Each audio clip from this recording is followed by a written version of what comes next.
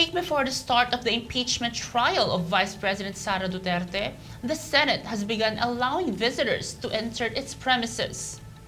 This was announced by Senate President Win Gatchalian.